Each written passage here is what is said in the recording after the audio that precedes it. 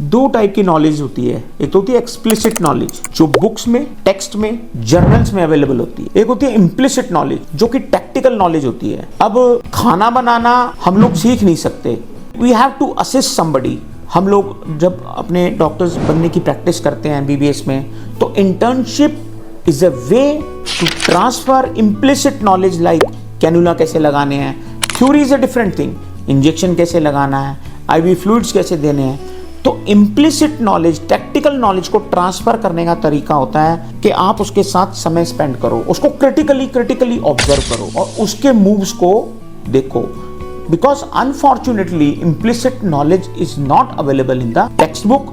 It cannot be taught in a one-to-one. So again I will tell you one beautiful story on how a bread maker device was immensely popular in Japan. Japan में people used to have breads at their home. तो वो bread जो होता था ना, वो बहुत ही adverse environment की वजह से कभी सख्त बन गया, कभी मुलायम बन गया और कभी, तो दे थॉट कोई ऐसा इलेक्ट्रिकल इक्विपमेंट बनाया जाए जिससे वो यूनिफॉर्मिटी से ब्रेड बने। तो they tried for years and years and years, लेकिन वो ऐसा इंस्ट्रूमेंट ही नहीं बना पाए। वो कभी कैसा हो जाता था, कभी कैसा हो जाता था। तो उन्होंने उसके पीछे की जो रिसर्च थी, तो उसमें जैसे सोनी कॉर्पोरेशन है इलेक्ट्रॉनिक्स का, तो ऐसे ही जो कुकिंग इक्विपमेंट का जो बादशाह है जापान में, वो मात्सुशिता कॉर्पोरेशन जापान, जो electrical equipments related to cooking और अदर एक्सेसरीज बनाते हैं। तो उन्होंने ये पाया it is not about the equipment, it is all about the dough.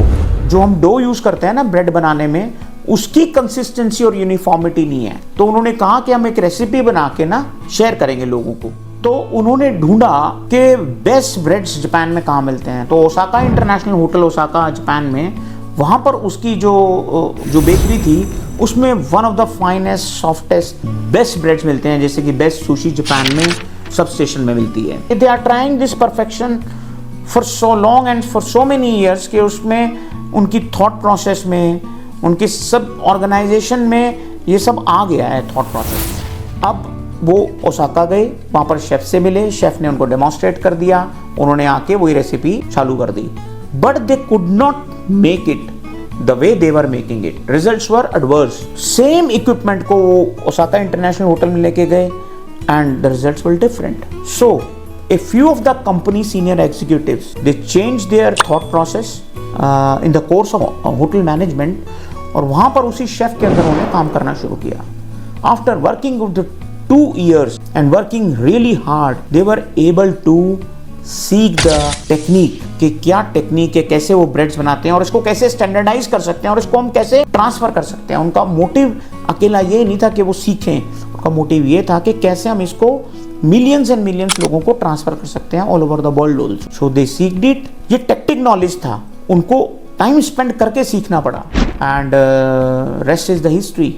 The bread maker from Matsushita Corporation Japan was the highest selling equipment of theirs in the electronic world. So the company which was about to be bankrupt, they made millions out of it. Thank you.